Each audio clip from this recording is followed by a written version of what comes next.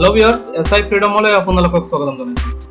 আজি মই আপোনালোকক দেখুৱাম এডমিট কাৰ্ড বা ৰেজিষ্ট্ৰেচনত আপোনালোকৰ যদি কিবা কাৰণত আপোনাৰ নামটো বা আপোনাৰ দেউতাৰ নাম বা মাকৰ নামটো ভুল হৈছে তেনে ক্ষেত্ৰত আপোনালোকে অনলাইনৰ মাধ্যমত কেনেদৰে শুদ্ধ কৰিব পাৰিব সেই বিষয়ে আজি এই ভিডিঅ'টোত আলোচনা কৰিম।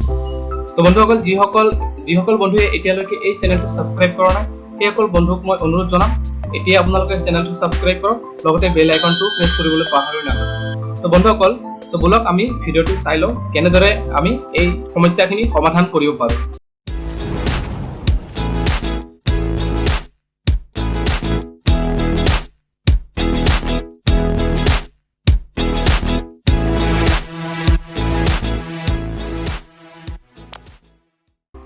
তো প্ৰথমতে আমি এড্ৰেছ বাৰত সেৱা ইয়াতে আমি টাইপ কৰিম প্ৰথম যোনটো লিংক পাম সেই লিংকটোত ক্লিক কৰিম। ক্লিক কৰাৰ পিছত এনেকৈ খোল খাব। খোল খোৱাৰ পিছত আপোনালোকে এই তলৰ ফালে অলপ আহক। অহাৰ পিছত ইয়াতে আপোনালোকে দেখিবলৈ পাইছে সেৱা অনলাইন সাৰ্ভিসেছ। এই সেৱা অনলাইন সাৰ্ভিসেছত আপোনালোকে ক্লিক কৰক। ক্লিক কৰাৰ পিছত আপোনালোকে ইয়াতে দেখিবলৈ পাইছে এভেইলেবল সাৰ্ভিস ইয়াতে আছে।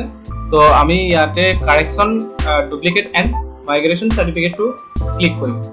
তো ইয়াতে আমি কাৰেকশ্যন কৰিব লাগে যিহেতু নাম ভুল হৈছে সেইটো আমি শুধৰাম।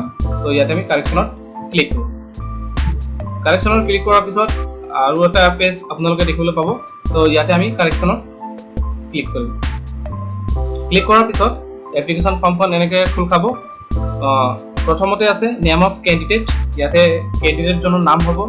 ইয়াতে ফাদাৰ্ছ নেম, তাৰপিছত মাদাৰ্ছ নেম, তাৰপিছত ডেট অফ বাৰ্থ, তাৰপিছত ইয়াৰ অফ এক্সামিনেশ্যন, তাৰপিছত ৰোল, তাৰপিছত নাম্বাৰ, ইয়াতে ইয়াৰ অফ ৰেজিষ্ট্ৰেশ্যন কোনটো ইয়াৰত আপোনালোকৰ ৰেজিষ্ট্ৰেশ্যনটো হৈছিল এই ৰেজিষ্ট্ৰেশ্যনটো ইয়াতে আপোনালোকে ইয়াৰটো চিলেক্ট কৰি দিব। তাৰপিছত registration number, name of school, address of the school আপোনালোকৰ স্কুলৰ এড্ৰেছ ইয়াতে দিব লাগিব। তাৰপিছত ভিলেজ বা টাউন আপোনালোকে যদি ভিলেজত বিলং কৰে ভিলেজ বা টাউনত হ'লে টাউনত পুৰা সম্পূৰ্ণ এড্ৰেছটো আপোনালোকে ইয়াতে মেনশ্যন কৰিব।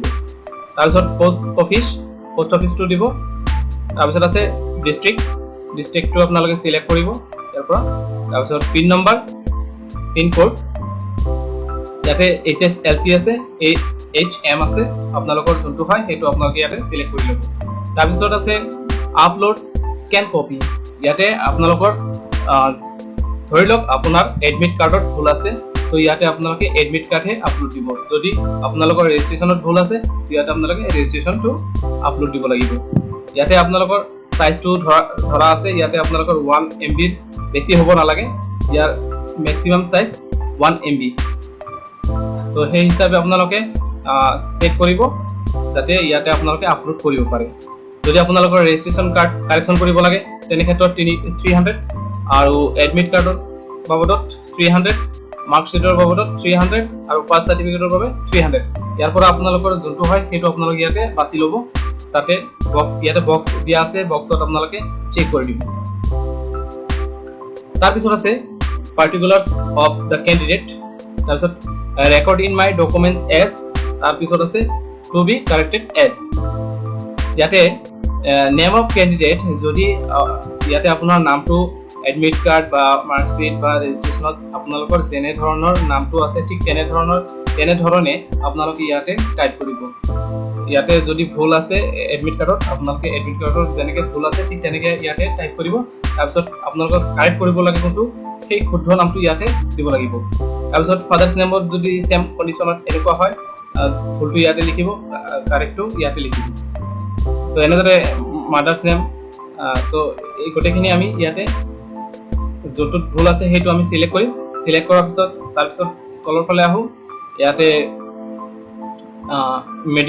মিডিয়ামত যদি আপোনালোকে চেঞ্জ কৰিব লাগে ইয়াতে আপোনালোকে মিডিয়ামটো চেঞ্জ কৰিব পাৰে যদি আপোনালোকৰ ভুল হৈছে। ইয়াতে ফটো চেঞ্জ কৰিব পাৰে, ছিগনেচাৰ ইয়াতে চেক বক্সত ইয়াতে ক্লিক কৰিব লাগিব। তাৰপিছত আছে মোবাইল নাম্বাৰ। ইয়াতে মোবাইল নম্বৰটো আপোনালোকে দিব লাগিব। তাৰপিছত আছে I am not a robot, ইয়াতে আপোনালোকে ক্লিক কৰিব লাগিব।